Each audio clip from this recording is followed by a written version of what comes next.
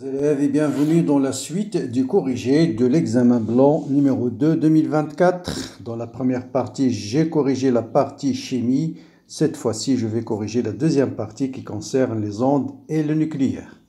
Bien sûr, le sujet est téléchargeable dans la description de la vidéo. Bien. Donc, on va passer directement à la partie ondes et vous avez les questions suivantes. Donc vous avez ici un émetteur, vous avez un récepteur et on va traiter des ultrasons, des ondes sonores qu'on va émettre par un émetteur ici et recevoir par un récepteur de l'autre côté de ce tube-là. Donc deux tubes identiques de même longueur qui contiennent de l'air. Le premier tube est maintenu, la différence c'est que les températures ne sont pas les mêmes. Le premier tube est maintenu à 23 degrés, le deuxième à moins 5 degrés.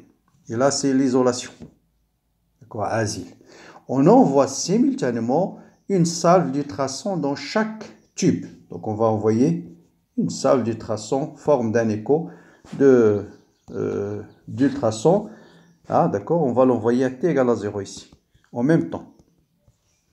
Les émetteurs et récepteurs sont reliés à un système d'acquisition et on enregistre les signaux émis et reçus. Et là, on va enregistrer par un oscilloscope le signal émis et le signal reçu. Bien sûr, le premier, c'est le signal émis et celui-là, c'est le signal reçu une fois qu'il a traversé le tube. Bien. Sensibilité horizontale 15 microsecondes par division. Donc voilà ce qu'on appelle une division d'un oscilloscope. Un carré, une division. Une division. Donc chaque division, c'est 15 microsecondes. La célérité, c'est-à-dire la vitesse de l'onde dans l'air est proportionnelle à racine de T. T est la température absolue, c'est-à-dire la dimension de T. Qu'est-ce qu'on appelle absolu? Ça veut dire la dimension, l'unité, c'est le Kelvin et non pas degré C. D'accord? Voilà. Et puis, on note V1 et V2 respectivement les célérités dans le tube 1 et dans la température T1 et la température T2. Voilà les questions 1, 2, 3 et 4. L'onde d'ultrason est-elle transversale ou longitudinale? Bon, ça, c'est des questions de cours. Vous savez que les ultrasons sont des ondes longitudinales parce que la direction de propagation est parallèle à la déformation. Exprimer le retard temporel entre les deux réceptions en fonction de L. Non, pardon, c'est pas l'onde émise, c'est l'onde reçue. Pardon, ici. Donc, qu'est-ce qu'on vous dit ici? Donc, les émetteurs-récepteurs sont reliés à un système d'acquisition qui enregistre les signaux émis et reçus à l'autre extrémité. D'accord? Exprimer le retard entre les deux réceptions en fonction de L, V1, V2. Donc ça, c'est en fait le signal reçu par le récepteur A. Donc là, on ne représente pas, c'est mal indiqué. Donc ça, c'est le signal reçu par le récepteur A. Pardon, ici. Voilà. Voilà, récepteur. Bon, on va voir lequel. Bon, le signal reçu par le premier récepteur, le signal reçu par le deuxième récepteur. Ça, c'est le décalage entre les deux signaux. D'accord? Exprimer le retard entre les deux récepteurs en fonction de L, V1 et V2. Voilà, question intéressante, mais c'est très classique. D'abord, on va le calculer sur la courbe. Vous voyez bien le retard, vous prenez soit le début du premier salve et le début du deuxième, ou bien la fin du premier et la fin du deuxième. C'est la même chose. Donc, si je prends le début et le début, vous avez combien? Une division, 2, 3, 4. 4 fois 15, ça fait 60 microsecondes. Donc, le décalage temporel entre les deux signaux, c'est 60 microsecondes. Donc, on va exprimer ce décalage en fonction de L, V1 et V2. L, c'est la longueur des tubes. D'accord? Bien. Qu'est-ce que ça veut dire? Célérité proportionnelle à la température. Célérité proportionnelle à racine de T. Pas la température, proportionnelle à racine de T. Ça veut dire quoi? Si je multiplie racine de T par 2, la célérité va être multipliée par 2. Autrement dit, la vitesse est une constante, alpha fois racine de T. C'est ça ce que ça signifie. Y proportionnel à X, ça veut dire Y est égal à A fois X. Galartien. Ah, voilà y proportionnel à x. Vous avez y en fonction de x, ils sont proportionnels. Ça veut dire y en fonction de x, c'est une droite. Donc la vitesse en fonction de racine de t, c'est une droite. D'accord? C'est ça ce que ça signifie, proportionnel. Bien. Maintenant, quelle est l'expression de la vitesse? Donc vous avez, l'onde va parcourir une distance L en instant t1. Donc la vitesse de l'onde, bien sûr, c'est la longueur L sur l'instant t1. t1, c'est l'instant où l'onde va être reçue par le récepteur. Et la même chose, V2, elle va parcourir la même distance, même longueur de tube, mais un instant T2. Parce que T1 va être différent de T2, car V1 est différent de V2. Mais quelle est la vitesse la plus grande? On a dit que la vitesse est proportionnelle à racine de la température. Donc si la température est plus grande, la vitesse est plus grande. Quelle est la température la plus grande? C'est θ1. Donc V1 va être supérieur à V2. D'accord? Ça veut dire T1 va être plus petit que T2. D'accord? Donc T1 va être plus petit. Donc le signal reçu, le premier signal reçu, va être reçu par le récepteur R1. Et le deuxième signal va être reçu par le récepteur R2. Donc T1 est plus petit que T2. Donc taux va être T2 moins T1. Le décalage, c'est T2 moins T1. Or, T2, c'est L sur V2 moins L sur V1. On factorise par L. 1 sur V2 moins 1 sur V1, c'est V1 moins V2 sur V1 fois V2. Voilà le décalage temporel. D'accord? Donc ça, c'est le signal reçu par le récepteur 1. Et on attend un certain taux. Et on voit le signal reçu par le récepteur 2. Et le décalage, c'est ce qu'on a déterminé. Et voilà son expression en fonction de L, V1 et V2.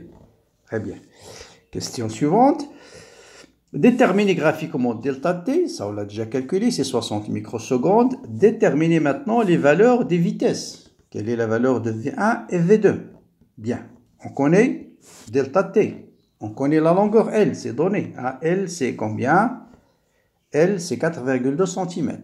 Vous savez, L, voilà les données. L est égal à 4,2 cm. Et taux, delta t, ou bien taux, c'est 60 microsecondes. Bien, je connais taux, je connais L. Mais j'ai deux inconnus, V1 et V2. Donc, je dois trouver une autre relation entre V1 et V2.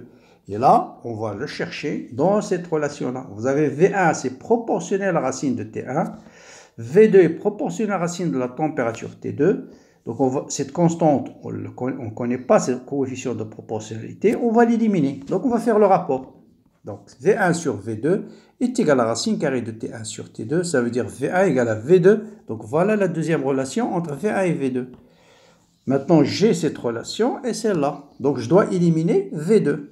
Bon, on va remplacer V1 par sa valeur. Ici, vous avez V1 moins V2. Je remplace V1 par V2. Donc, qui est égal V1 par V2 racine carrée de T1 sur T2 moins V2 sur V1 fois V2. Et vous voyez bien que je peux simplifier par V2. Allez, V2, V2 et V2. Et il va rester racine de T1 moins T2 moins 1 sur V1. Donc, je peux déterminer V1. Je connais T1, je connais T2, je connais L et je connais delta T. Donc, juste ici, faire attention, la température, il faut l'exprimer en Kelvin, pas en degrés C, dans les applications numériques. C'est-à-dire T1, c'est 23 plus 273. Et T2, c'est 273 moins 5. Parce que θ1, c'est moins 5. En Kelvin, c'est moins 5 plus 273. Et ça vous donne une vitesse de 356 mètres par seconde. Et bien sûr, connaissant V1, je peux déterminer V2, c'est égal à 339,3 mètres par seconde. Voilà. Vraiment, c'est ce type d'exercice qu'il faut essayer de préparer. C'est ce qu'on vous demande au baccalauréat. Ce n'est pas la peine de se casser la tête avec des choses très compliquées. Bien. Passons à l'exercice sur le nucléaire. Donc, on vous dit le rubidium, il est radioactif et se désintègre en strontium. Strontium, d'accord? SR3887. Écrire l'équation de désintégration. Quel mode de désintégration? Bon, là, rubidium 37 donne SR38, donc il faut ajouter E moins 1, 0. Donc, le mode de désintégration, c'est bêta moins. On va dans sa période, ou bien T1,5, c'est la même chose, c'est 49, 10 puissance 9 années. On va dans la masse initiale, c'est 1 gramme. Question, quelle est l'activité à l'instant T1? qui est égal à 14,7 10 puissance 9, ou bien 147 10 puissance 10, pardon, ou bien 144 10 puissance 9 année. Bon, pour calculer l'activité à cet instant, qu'est-ce qu'on connaît? On connaît la masse de l'échantillon. Bon, vous savez que l'activité à l'instant t, c'est A0 exponentielle moins lambda t. Donc, je dois déterminer A0 et remplacer ici et faire le calcul. Voilà la première méthode. Donc, A0, c'est lambda N0. Vous connaissez la masse M0 et vous savez que si vous connaissez la masse M0, vous avez la fameuse relation M0 sur la masse molaire est égal au nombre de moles divisé par N est égal à N0 sur le nombre d'Avogadro. Donc N0, c'est M0 fois le nombre d'Avogadro divisé par la masse molaire. Donc je connais N0, je connais lambda, donc je peux déterminer A0, voilà N0. Hein. Et vous avez lambda, c'est log de 2 sur T1 demi, vous remplacez et vous allez déterminer l'activité à l'instant T1. Mais des fois, il faut toujours, si on vous demande de calculer l'activité à un instant T, toujours vérifier si ce temps n'est pas un multiple de T1 demi. Ça, je vous conseille de toujours le vérifier. Parce que si t est égal à n fois t1 demi, vous savez que l'activité au bout de n t1 demi, c'est A0 sur 2 à la puissance n. Donc on peut gagner un peu de temps dans les calculs. Ça, c'est très utilisé. Et vous allez voir, c'est exactement le cas. Donc si vous comparez t1 avec t1 demi, c'est 147 divisé par 9, c'est exactement 3. Donc, T1, c'est 3 fois T1 demi. Donc, je peux écrire directement l'activité à l'instant T1, qui est égal à 3 T1 demi, c'est A0 sur 2 à la puissance 3. Voilà. Donc, je peux écrire directement l'activité à l'instant T, c'est A0 sur 8. Avec A0, bien sûr, c'est le log de 2, nombre d'Avogadro, M0 sur la masse molaire, divisé par T1 demi. Bon, je vous laisse le soin de faire le calcul. Bien sûr, pour l'activité, si vous voulez l'exprimer en Becquerel, il faut transformer l'année en secondes. Bon, il y a beaucoup de calculs. Je vous laisse ce soir de faire le calcul. D'accord? Bien, question suivante. C'est pour la datation. Question intéressante. On vous dit au moment de la formation des roches, quand on en part, c'est-à-dire on suppose qu'à t égale à 0, il n'y a pas de strontium dans la roche, un géologue constate, à un instant t, il constate qu'il y a un rapport de 1,8 10 puissance moins 2. C'est-à-dire le nombre, il prend un morceau d'échantillon de la roche, il analyse avec spectroscopie de masse par exemple, et il fait le rapport entre le nombre de moles du strontium divisé par le nombre de moles du rubidium, il trouve 1,8 10 moins 2. D'accord? Nombre de noyaux, c'est la même chose que... non, c'est pas la même chose parce que les masses molaires ne sont pas les mêmes. D'accord? Donc, il remarque que le nombre de noyaux, plutôt de strontium, divisé par le nombre de noyaux de rubidium, c'est 1,8 10 moins 2. OK? Question, exprimer ce rapport en fonction de lambda et de t. Et, connaissant ce rapport, déduire l'âge de la roche. Donc ça, c'est une méthode de datation utilisée surtout si on ne connaît pas le nombre de moles initial. Donc on ne connaît pas le nombre que contient la roche initiale du rubidium, mais on connaît combien il reste à l'instant t du rubidium, combien ils sont formés en strontium, et à partir de là, on peut déterminer l'âge. Donc on va réexpliquer cette méthode à travers cet exercice. Bien. Donc voilà la roche, à t égale à 0, on suppose qu'il ne contient que du rubidium plus autres, bien sûr, autres métaux, mais pas de strontium. C'est ça la seule hypothèse, c'est-à-dire à t égale à 0, au moment de la formation de la roche, on suppose qu'elle ne contient pas de strontium. Bien sûr, le temps évolue et à un instant t, on prend un échantillon de la roche, on détermine combien il contient de noyaux de rubidium, combien de noyaux de strontium, ça on peut le faire par spectroscopie de masse, et on peut, à partir de ces données, calculer l'âge de la roche. Bien sûr, vous voyez ici que N0, il est inconnu. Donc N0, c'est inconnu. On ne connaît pas le nombre initial du rubidium. Mais malgré tout, on peut déterminer l'âge de la roche. Le principe est le suivant. On va exprimer le rapport, le nombre de noyaux du strontium divisé par le nombre de noyaux du rubidium. Ça, c'est formé et ça, c'est restant dans une roche. Ça, on peut le mesurer. Hein. Prenons un morceau de roche, on le broie, on fait un peu de spectroscopie de masse et on peut déterminer ça. Et à partir de là, on veut déterminer l'âge. Or, vous savez que N0, le nombre de noyaux initial du rubidium, soit est égal au nombre de noyaux restants plus le nombre de noyaux désintégrés. Or, le nombre de noyaux désintégrés, c'est le nombre formé de strontium. C'est ça l'équation. La fameuse relation de base, c'est cette équation.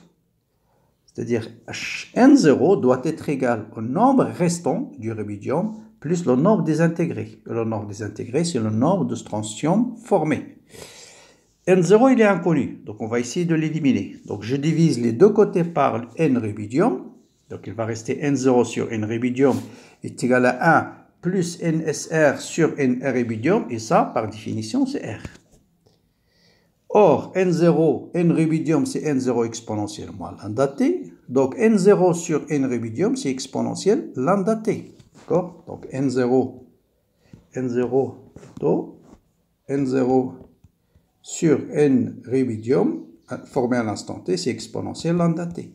Donc je remplace ça et vous voyez bien qu'on a éliminé N0. On a une équation qui contient uniquement R, et ça R, on peut le mesurer, et le temps. Lambda, bien sûr, c'est la constante des intégrations et le connu.